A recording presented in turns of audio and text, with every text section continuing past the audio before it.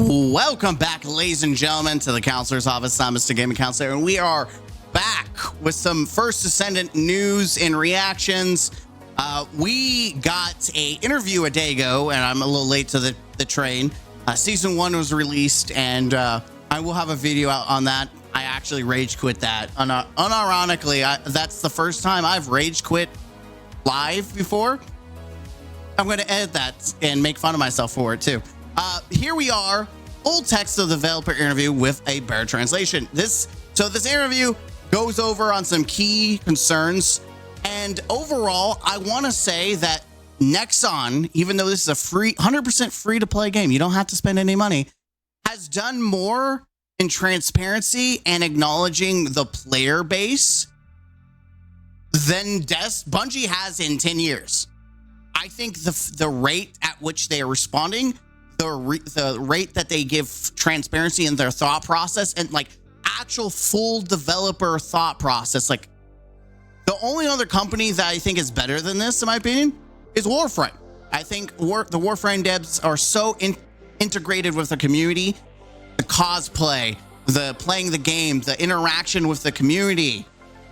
I mean, when the devs are playing the game and they see you hop on one of their weekly streams and they know exactly who you are, that's crazy. And so here we are talking about Nexon and how they're rising up the ranks. Whether you like the game or not, you've got to give credit where credit's due. We need more game developers and game companies that are as involved and transparent and willing to take feedback as Nexon. Again, you don't have to like the game, but you can respect the dialogue that the company is having with the community. All right, thanks to Carpenter for original post, but this is a better translation. So there's questions and then there's answers in this interview. Question: let's start with recent events. The updated schedule was initially announced to be split into 3 phases, but it was changed to 2, and the timeline was significantly moved up considering the development timeline. It must have not been easy. Is everything okay? So what they're referring to is that their initial timeline had 3 different segments. The stuff was time gated, and no one likes time gated stuff. Like, no one. I don't like it, and I complained about it. It was a fair criticism, especially some of the things that didn't make sense that was time gated at a certain time. So here's the answer. We had to respond somehow because there was a lot of feedback saying the 3rd update was too far away. Yeah, it was all the way in like October. The problem that there was quite a few holidays in early October, plus the company's anniversary was around that time, so we weren't sure if we could meet the schedule. We just decided that everyone would come to work. God dang. So far, no employees have voiced opposition. Laughs. Like, that's a nervous laugh. No one's trying to kill us. I feel like they habitually hit the like button. Okay. I don't know if this is a mistranslation. I don't know if they habitually hit the like button. Oh, okay. But I'm not sure if they really like it, considering that we set the current schedule, which is the fastest we could manage while ensuring the minimum well-being of our staff. And I get that, right? We all can, this is a free-to-play game. They're not like AAA. I don't know, maybe Nexon is AAA, I don't know. But it's not like the standard of like a Bungie, who's a billion-dollar company. And you've got to think, I think Nexon might make other games. I'm not for sure. I think they do. Who knows how many people are actually working on the First Descendant? So that's another thing. I would like to know like how many actual people, because like Bungie has multiple people working on different games. I want to know the exact number for like the First Descendant. Are we talking about like 100, 300, 500 people? Like what's the number here? Click the image to view it. I don't care about that. It has been about 2 months since the live service started in early July. It seems that there have been many internal changes during the preseason. Have there been any changes in development direction or operational policies, such as handling character OP or content structure design? I guess what they're saying is handling overpowered characters. Speaking of overpowered, first, the strength of the current overpowered builds that players are using was within our expectations. So they expected players to make really powerful builds. However, the speed at which they are advancing is much faster than we anticipated. I guess people didn't expect. So here's the funny thing. The Nexon, or at least the developers of the First Descendant, have taken feedback or not feedback, but have learned from Bungie. They have observed Bungie. Obviously, this is more Warframe than anything Destiny related, but they're fans of Destiny. And so it is interesting that they did not realize that as soon as they pulled people from Destiny, that people in Destiny, players, will find the fastest and most efficient way to be powerful. We will use the most meta things. We will make the crazy crack builds. And so here we are at First Descendant, where that's happening. Before the service launch, we thought we only need to address how the content would handle these powerful builds in Season 1, but we had to consider it as early as the preseason. We had no choice but to keep thinking about what kind of content would accommodate this in Season 1. Additionally, so I'm going to chime in. That's probably why we have the certain base mechanics where it's like, oh, hey, you have to hit these find these patterns. It has nothing to do with skill or power. It's all about like mental processing, and I hate it because I have a memory of a turtle. Additionally, the direction of the builds turned out to be somewhat different from what we expected. We anticipated that a more diverse range of builds would be used, but ultimately the dominant strategy became one that overwhelmingly increases damage output to skip patterns and reduce time.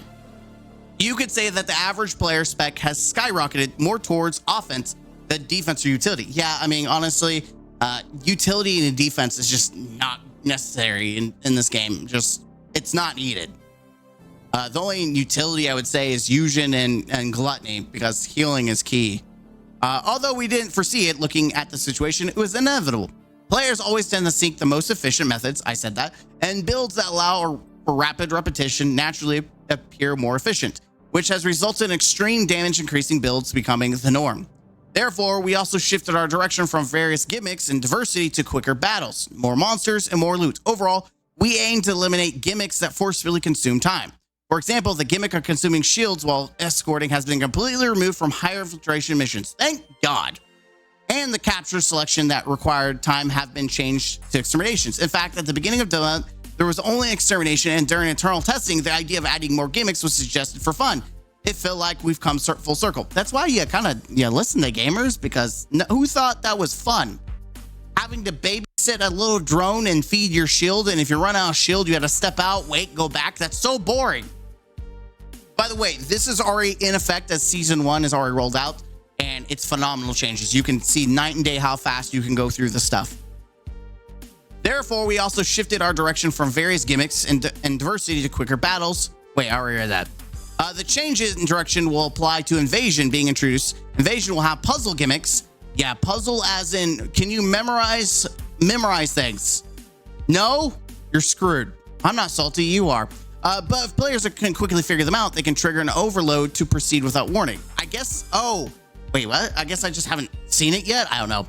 I haven't run into this aspect, so it might be later in the season. Could the time constraints for each content or the uncertainty of ammo supply have created the damage maximization meta? I don't think the time limit for void battles is an issue. During the growth phase, it's common to not clear due to lack of time, but now we see posts about 2-second or 5-second clears. The time limit for void boss is more like a minimum spec requirement. Yeah, very rarely do you actually need to worry about time. The ammo supply, on the other hand, is definitely a problem. Fusion reactors are particularly troublesome because there are often no enemies around to drop ammo, so players frequently have to intentionally die and respawn to get ammo.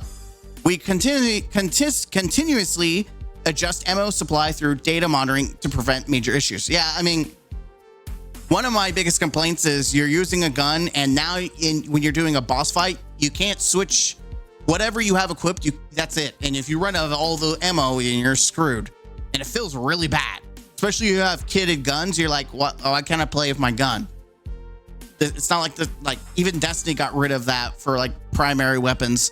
You have infinite ammo because it was just infinitely better to have a gun that always has ammo. One of the reasons we believe the damage maximization meta rose is due to lack of system refinement in the preseason build.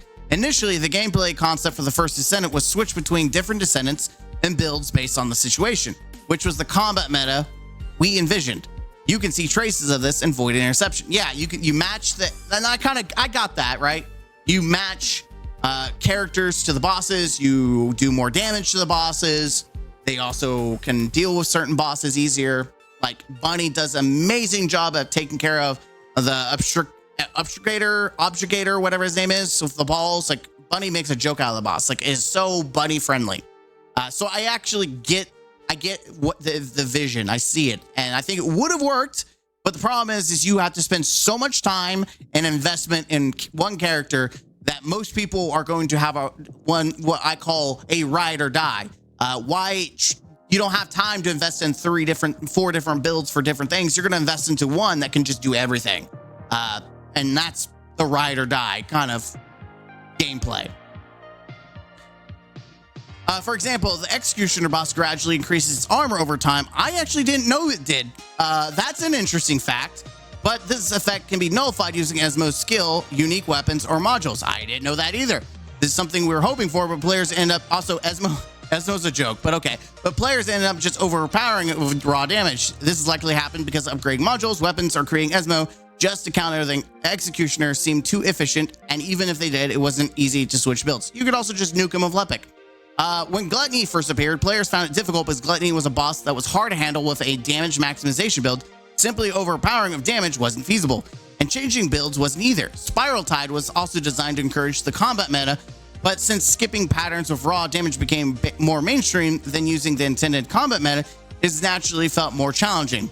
Yeah, that's how I beat Gluttony, was using Spiral Tide. It does make a world of difference. I made an actual support build, Valby, and it really helped. The pre-adjustment Frostwalker might have felt similar. We learned from this. We realized it's better to create multiple clear routes without forcing a specific meta. We consider how to construct content to diversify the meta once it has settled, and how to allow for more flexible changes within a single Descendants build without having to switch Descendants. And that's one thing. They have yet to nerf actually any Descendants, which is pretty cool. Like, if this was Bungie, they would have nerfed like 20 things already. Like Lepic, the boss burner, he would have been nerfed. Like if this was a Bungie game, it would have been nerfed already to the ground. Is the socket type change introduced in Season 1 a result of that consideration? Yes, as mentioned before, we wanted players to rotate and use various Descendants. But in reality, there were more attempts to focus growth on a single all-purpose Descendant. However, even after expanding sockets, the inability to change types means it's difficult to change the build direction, even with a preset function. The current situation where you have to re-level after changing the socket type with an additional catalyst makes it challenging to attempt a build change. Therefore, we made it possible to freely change socket types after applying a catalyst once, and save these changes in presets to switch to necessary builds. So this one's confusing. You essentially, if you put a type into a slot, you can put another one on top of it. You can switch between them on any preset. You can't just do it. You have to actually use a catalyst every time you want a new symbol in that slot, but it records it. So theoretically, you could have every shape in every slot, which I would think is stupid, but you could do that if you needed multiple builds. So technically you have more diversity, but it's going to be very costly to do so. But you can have a full-fledged nasty Descendant ready to rock and roll, which is cool. Isn't the fundamental reason that it takes too long to fully level up a single Descendant? Well, I don't know if that's the question or a statement. If the growth of the Descendants were faster, would there be enough utilization of various Descendants as envisioned? Yeah, I think the problem is that leveling Descendants is very slow. It is not fun. We didn't hold any in-game events during the preseason. Starting from Season 1, we plan to promote external growth through in-game events.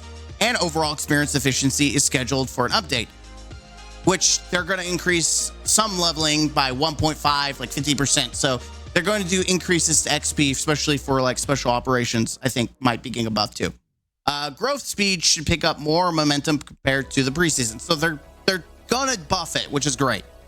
I want to ask about the structural gaps you felt during the preseason. During the preseason, there was no way to consume parts of already completed Descendants. Will a solution be provided? We are working on a solution for accumulation of part blueprints, although I can't specify the exact ratio. It might involve breaking down blueprints, convert them to other materials. We are getting what's equivalent to Barrow in Warframe.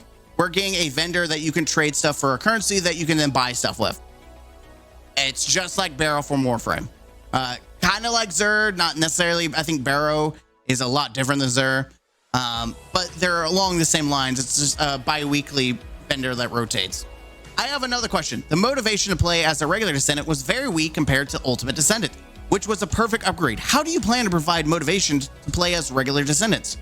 This was my biggest problem, is I have no reason to play any of the base characters. Like, I would love to do a Enzo build because he's great for support, and he 100% crit rate is just nasty against bosses.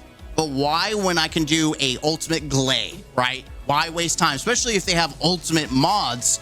Like, why bother with a base version?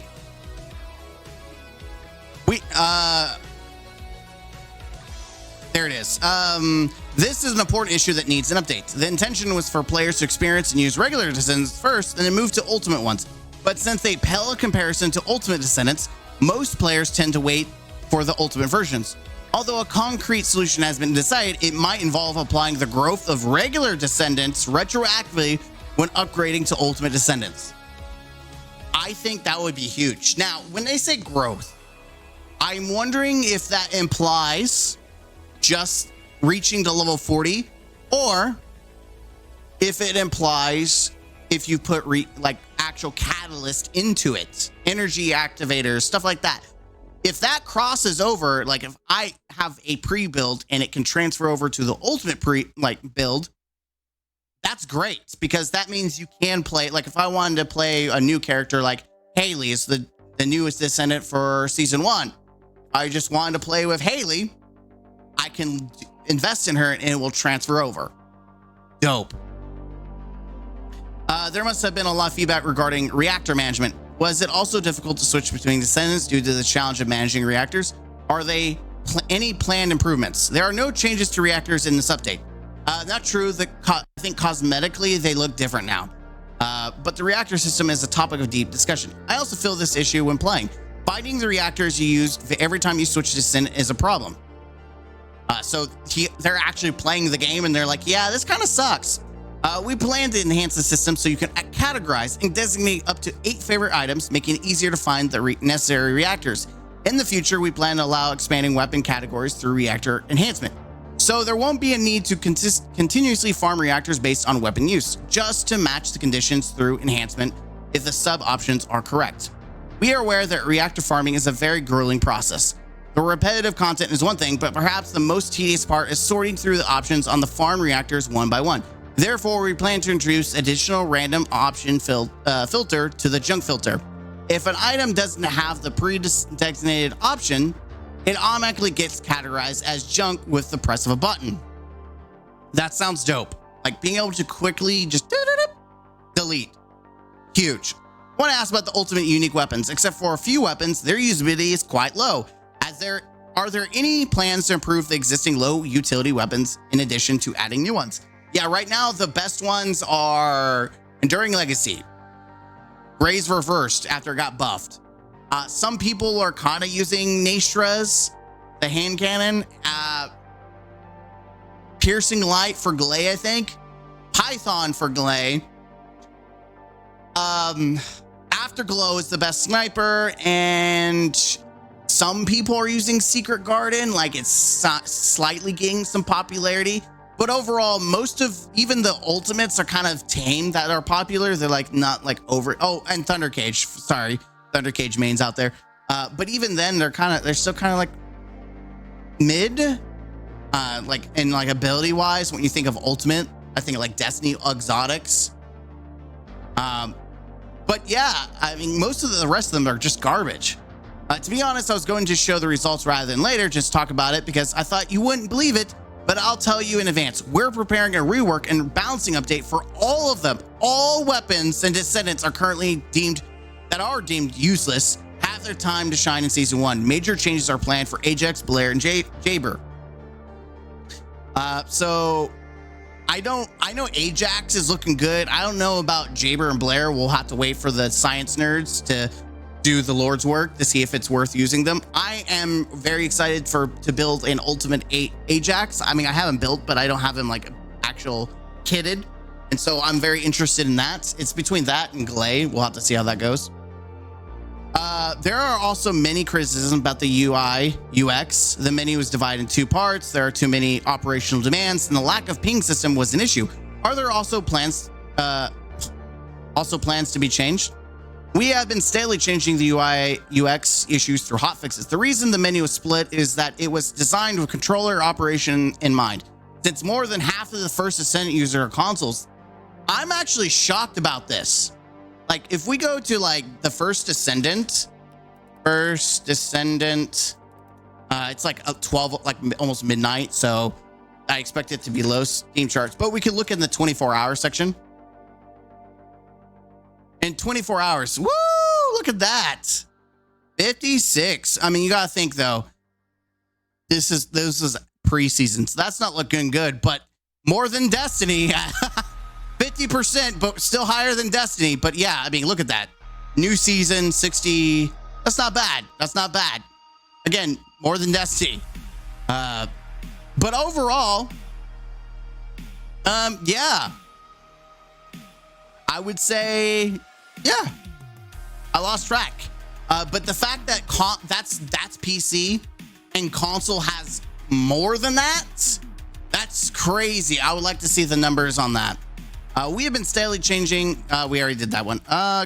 Therefore, we are creating a function that allows to switch. Oh, wait. Since the interface assigns suitable controllers, resulting in high demand for operations when switching between the full map and the inventory. Therefore, we are creating a function that allows you to switch directly from the inventory to the map. Thank God. And the ping and chat function are also quite there. I don't really use the ping system. I didn't even know there was a ping system. Lacking due to the console focused design. We are working to improve them to a level that does not cause inconvenience in various ways. We are preparing a significant update starting with the Party Finder interface. Party Finder, they learned from Bungie. There are also a criticism about the low usability of shields and defensive factors. The current meta focuses on health and defense, and in extreme cases, players don't even bother with defense. Isn't shield important for descents like Kyle? I don't think the current meta will change just by improving modding. Ultimately, yeah, you need to make shields stronger. Ultimately, what's important is the content guides the player patterns. There needs to be content that requires shields for shield research to naturally happen and shield-based modding to be created. But since that hasn't been prepared yet, the health meta has become dominant. I think as content increases in the future, research on shields will naturally take place. No, it won't, because shields suck balls. People have tried. There's people that have tried a max Ajax shield and it just gets one shot by like gluttony. It sucks. What about the balance between gunplay and power fantasy? Although every descendant has unique abilities, their utilization varies widely. For some descendants, it's better to just rely on gunplay rather than abilities. What are your thoughts? I think this is also an issue that will be alleviated as more content is added. For example, currently Lepic and Bernie Sanders, no, I think that's Bunny, are the most prominent descendants. Lepic is strong and concentrated damage, and Bernie is good at handling wide areas. Meanwhile, it's true that in the current content structure, descendants like Preyna and Freyna, Blair and Ezmio don't have specialized uses. If content is created where their abilities shine, research will naturally progress, and it will fulfill the power fantasy beyond just gunplay. They did my girl dirty calling her Preyna. The composition of Outpost was also problematic during preseason. Many situations forced players to play Sharon. Is there a plan to improve Outpost? There was specific blueprints that dropped a high rate from high rate. No, it didn't. Don't you dare lie to me. It was like a 5 to 25%. You lying sack of. Okay, moving on. From the certain irregularities obtained in Outpost, causing repeated Outpost play. We also know the reduced waiting time from 5 minutes to 1 minute felt tedious. I feel like the wording is it was tedious, so we changed it from 5 to 1. I feel like the wording is not. I feel like the translation is not perfect there. We consider a rework necessary for Outpost and plan to change it so that continuous combat is possible without idle time, and loot will be earned proportionate to combat time. That tells me that this is going to be the longer you play, the higher the drop chance, which I'm okay with. Unless you have to, if you're telling me I have to wait like 30 minutes to get drops, I'm gonna go crazy. Let's talk about season 1 content. Could you explain there? I'm gonna skip this because it's already out. So let's skip any season 1 like specifics. You say it's season limited. Does that mean the enhanced effects will disappear after the season? No, when the next season comes, it will probably appear under a different name.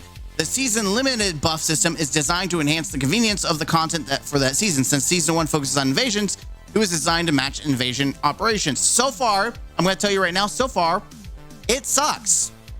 Most people do not like this. The buffs, or there's too many negatives. It's just bad. How difficult is it to obtain the new descendant, Haley?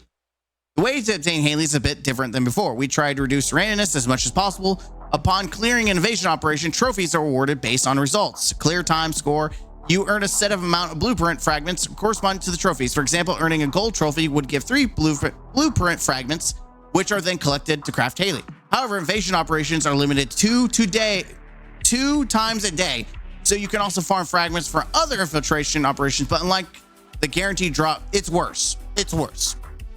It's fine because you have to get 12 fragments, I think, for each part. It's like 140 something fragments altogether, I believe. And you can only do the invasions. There's 2, and so you can only do 4 a day. That give you 3. So that's 12. Sorry, it's more than 12, but I think it's 36. But you get 12 a day if you can do a gold and you get lucky. And I think it's not guaranteed you get something different. It's completely random what trophies you get. So you could potentially get dupes, I think. Overall, I think it's worse. Overall, I think it's worse. I think it's not only time gated, but it's also just, it's worse random RNG, because at least with other things like patterns, you could farm and you could still get like weapon parts, which then you could use later. But as it stands now, it's bad. It's bad. I've never I feel like I would rather just spend $10 on the new character and play the game naturally. Speaking of Haley, the schedule for a module update is delayed, which has caused controversy. Why is that? To be clear, it's not that we did it maliciously to annoy players, except for the pre-prepared descendants. We had planned for transcendent modules for Haley to be released after a bit of time. We wanted to show that descendants are useful even without transcendent modules, and then introduce the modules later to allow for the final build configurations. But in hindsight, this seems like a misjudgment. Since it has been so unpopular, we won't be doing that again in the future. Oh my God, they took immediate feedback and applying it immediately. Bungie, take notes.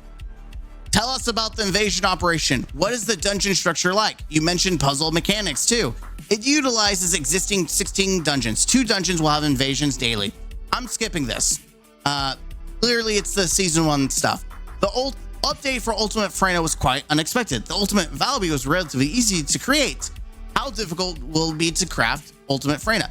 It's somewhat between the first Ultimate Descendants, I guess the first ones that came out, and Valby in terms of difficulty. It's not extremely hard, but not easy to tame as Valby. Every time we design these, there's a lot of deliberation. If it's too easy, content will deplete quickly, but if it's too hard, it becomes a barrier. To increase the utility of Freyna itself before Ultimate Freyna, changes to dot damage over time dealing mechanisms seem necessary. Currently, dot-based descendants aren't performing well. Yeah, because everything just dies before it does anything. Like, I love Freyna, and when you get her going, she cooks, and like, I like the idea of it. But people like kill before it does anything. You have to go play solo to actually benefit Freyna. That's the problem. She's great solo, but when you have a group and just also Bunny kills things faster than Freyna, that's another bad thing. The reason that mobs die too quickly. Dot-based descendants are designed to have a higher upper limit than other descendants, but the situation to show that potential doesn't arise. Increasing the health of enemies significantly to enhance dot dealing damage would cause the balance collapse in its own way. Therefore, a complete rework of dot-based descendants is planned, and Freyna will be reworked soon. Blair can perform to some extent just by laying traps, but Freyna's structure requires mobs to be alive, making the conditions seem overly restrictive. Interesting, Blair's utility is quite high in the Invasion dungeon. You can earn a gold trophy with Blair even at around 4 reincarnations. Yeah, I don't know. I don't know. I've played them, and I don't know what they mean by Blair's traps. I guess to keep ads off you. Like, the ads aren't really necessarily the problem. It's just the mechanics. Will there be no additional modules in Season 1? There are no new modules planned yet. Given the many builds that are varied depending on your mods, there's too much to consider when adding a new module. While there are no plans for new modules in Season 1, we are continuing planning new ones. Can you briefly tell us about the new Intercept boss, Deathstalker?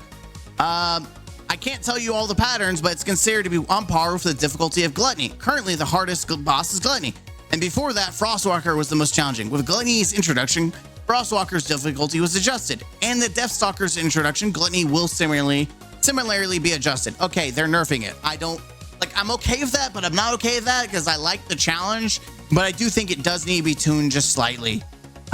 Whether it needs to either take more damage or it needs to do less damage. One of the two things need to happen. You must have had many thoughts since the service started. Now as Season 1 approaches, could you share your mindset moving forward?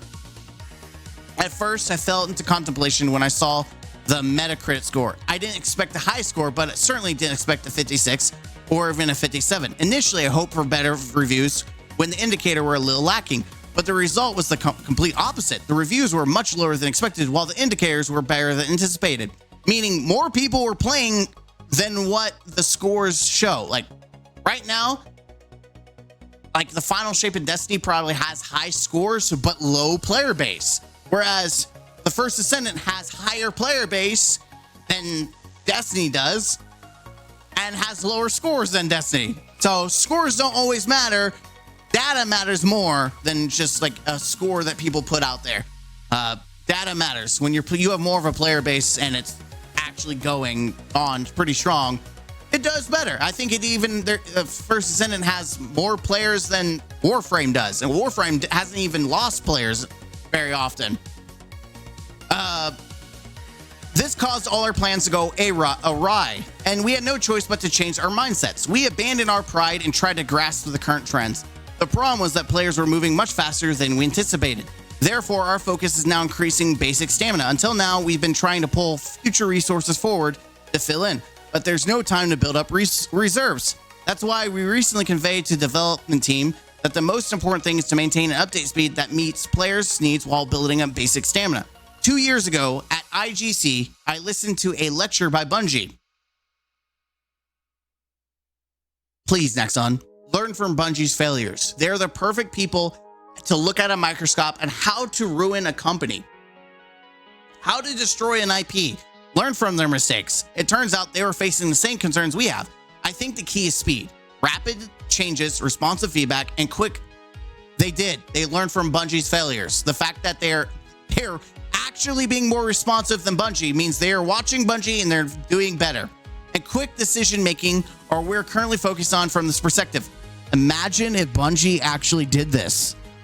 After years of ignoring the players, imagine if they actually were fast at feedback and they actually like served the player base versus these little like half-ass changes. Like, oh, we're listening, here's the bare minimum. Oh, we're listening, here's the bare minimum. No. Listen to us. Hey, stupid. Over here. Fix it. But Bungie don't do that. But Nexon does. And you don't have to call them stupid because they know. They play the game. Imagine they're actually listening to their developers. I think there's a lot lacking. For me, everything happening after launch is the first. It's the first time a game I've involved has been so successful. The first time I've received so much feedback, and the first time there are so many issues to ponder. Since everything is a first, rather than drawing a big picture, I'm working with the mindset to tackle the immediate issues before me with all my might. Sometimes harsh feedback catches me off guard, but most of the time it's the same issues that both I and the development team also feel. We too are hardcore gamers of the First Ascendant, and sometimes we get feedback from our staff that doesn't differ much in the intensity from what we hear from gamers. Holy crap. They actually play their game hardcore, and they actually listen to their developers who are listening to the gamers and feel like the gamers, and they're not being fired or told to shut up. Bungie, leadership, take some notes, kids. Hello. I want to build the foundation for a game that can be enjoyed for a long time and a game that will be serviced for an extended period. There is no abandonment. company that gets it. I hope nothing but success. I hope that they continue to take feedback. I hope they can build up the stamina. And I hope that they can continue. Like, I hope that if you don't like First Ascendant because there's something that you don't like, I hope they address that feedback so you can come back, because this is a company that's worth it. They have been nothing but responsive to the community. And I'm going to be loyal to a company that's actually going to be responsive. Even if they make some mishaps on the way, I'm okay with that. Especially compared to Bungie, where they have done so much egregious crap that, like, anything Nexon does is pales in comparison. But so far, Nexon has shown that they're willing to learn and grow, and they're for the gamer. And I'm down for a company that's for the gamer. I will support them. I'm Mr. Gaming Counselor. Let me know in the comments down below if you like First Ascendant. Obviously, if you don't like the First Ascendant, like, I mean, why are you here? Yeah, like, why are you hate watching? But if you do hate First Ascendant, we can agree that they have better devs and a better leadership team than Bungie. They're actually being responsive. Again, if you're hate watching or trying to defend Bungie, like, why are you here? But for those of us who actually play the First Ascendant, what are your thoughts down below? Again, I hope that they do continue to improve. I would like this to be a game that I can invest in, but time will only tell. It only took Bungie 10 years to not learn their lessons, so hopefully Nexon doesn't do that. Anyways, I'm Mr. Gaming Counselor. Hit the like button, comment down below, and subscribe to the channel for more. As always, game out. Huzzah.